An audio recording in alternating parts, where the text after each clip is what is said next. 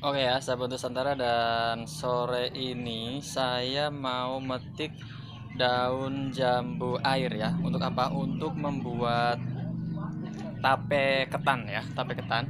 Kenapa saya harus memetik sekarang walaupun tapenya mau kita buat besok sore? Karena apa? Supaya aroma dari daun jambunya ini nggak terlalu langu, maka harus dipetik 1 hari sebelum pembuatan dan pembungkusan tapenya itu sendiri. Ini lumayan lebar ini sebenarnya. Wes, lebar sekali. Nanti tapenya biar enak besar-besar ya. Yes.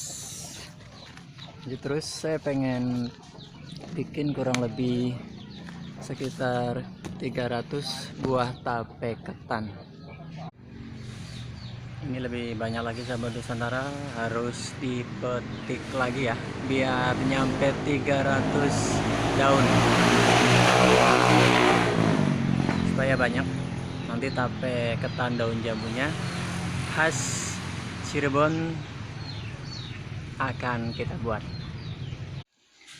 Kemudian kita membersihkan daunnya atau daun jambunya ini satu persatu supaya bersih dari debu-debu ya terutama. Dan selanjutnya setelah dilap atau dibersihkan, kemudian dipotong bagian ujungnya.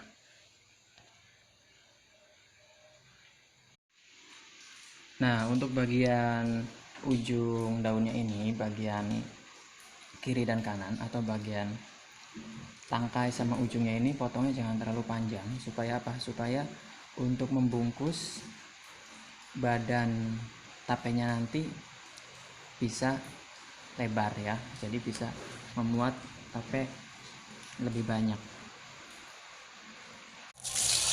Selanjutnya kita cuci ya sahabat Nusantara. Beras ketannya ini kita cuci secara berulang-ulang supaya bersih dengan menggunakan bakul yang terbuat dari bambu.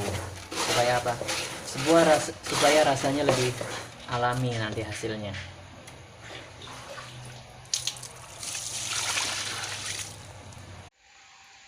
Nah, kemudian daun jambunya ini harus dikukus ya, sahabat Nusantara, harus dikukus.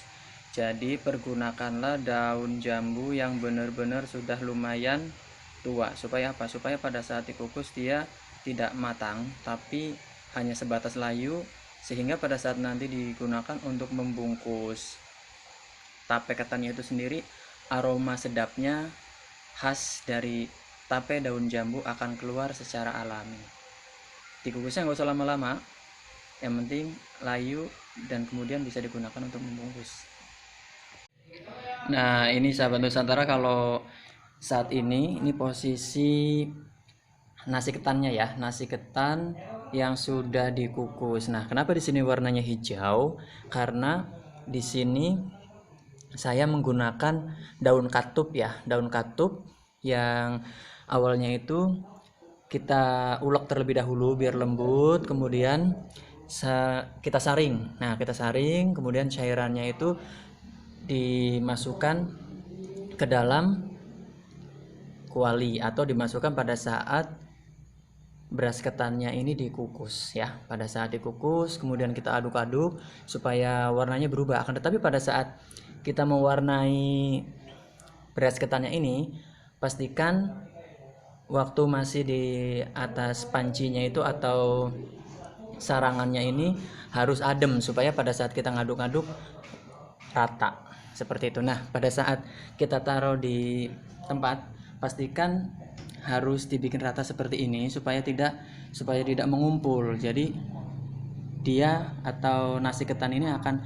adem dengan sendirinya, sebaiknya seperti itu. Kenapa di sini saya gunakan daun katup? Karena pada saat kita menggunakan pewarna lain misalnya nanti rasanya agak berbeda, tapi pada saat menggunakan daun katup yang kita ulek terlebih dahulu, nanti posisinya aroma dari tape ketannya itu akan lebih sedap. Kalau ini namanya ragi ya, dimana fungsi ragi ini nanti untuk membuat nasi ketan berubah menjadi tape. Tapi yang perlu sahabat Nusantara ketahui, kalau di Cirebon ini ragi ini jenisnya macam-macam. Nah, kalau untuk ragi tape ini sendiri, pada saat beli saya sarankan sahabat Nusantara bilang untuk pembuatan tape ketan. Tapi sayangnya di Cirebon itu ada toko-toko khusus yang bisa membuat tape lebih enak rasanya, dan raginya itu sayangnya tanpa bermerek, jadi susah untuk bisa memastikan namanya ragi apa. Nah, untuk 3 butir ragi ini bisa dibuat menjadi 2 kilogram nasi ketan. Mantap bukan? Raginya dihaluskan biar lembut dan halus, jadi pada saat ditaburkan untuk di atas nasi ketannya nanti mudah. Selanjutnya kita taburkan ragi secara merata ya, secara merata. Kalau semuanya sudah ditaburin, nanti tinggal dibalik, terus ditaburin lagi, terus biar merata. Yang pasti komposisinya untuk 3 butir ragi itu harus 2 kilo beras ketan. Supaya apa? Supaya rasanya manis. Karena kalau misalnya komposisi raginya terlalu banyak, nanti tapenya akan terasa pahit.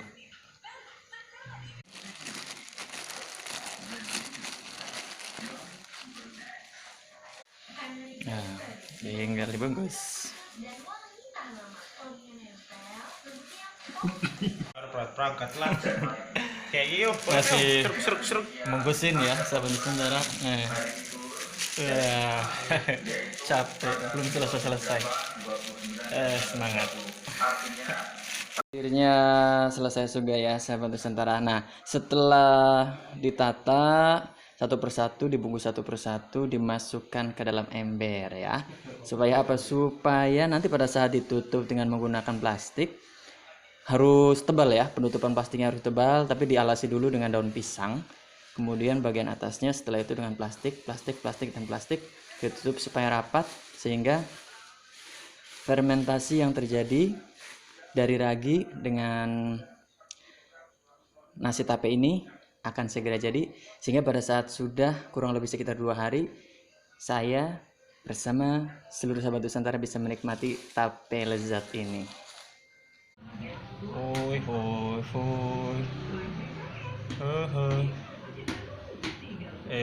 Kalau udah makan aja ngantuk.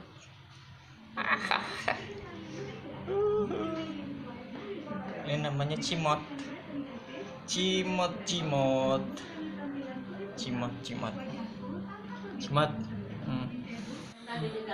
Sedangkan sahabat Nusantara ya, jika sahabat Nusantara ingin buat pemberian, maka saya sarankan setelah tapenya itu matang dengan menggunakan ember yang udah agak lama ya, supaya aroma dari embernya itu enggak terasa banget kuatnya ya, tidak kuat terasa, maka sahabat Nusantara harus menggunakan ember yang sudah lama ya, dipakai untuk apapun segala macam.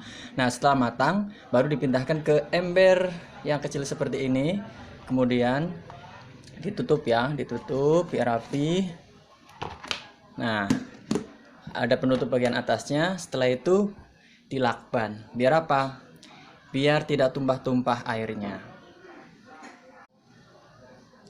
Itulah sahabat Nusantara sedikit cara serta trik sederhana cara membuat tape ketan daun jambu hijau. Nah, ada satu hal lagi yang penting nih sahabat Nusantara. Jangan takut untuk menggunakan daun katup sebagai pewarna hijau dari tapenya itu sendiri. Karena apa? Toh ibu-ibu yang sedang menyusui pun disarankan untuk memakan daun itu supaya apa? Supaya kualitas ASINY-nya lebih maksimal. Selain itu, saya sarankan juga jangan gunakan daun jambu yang menurut sahabat Nusantara muda.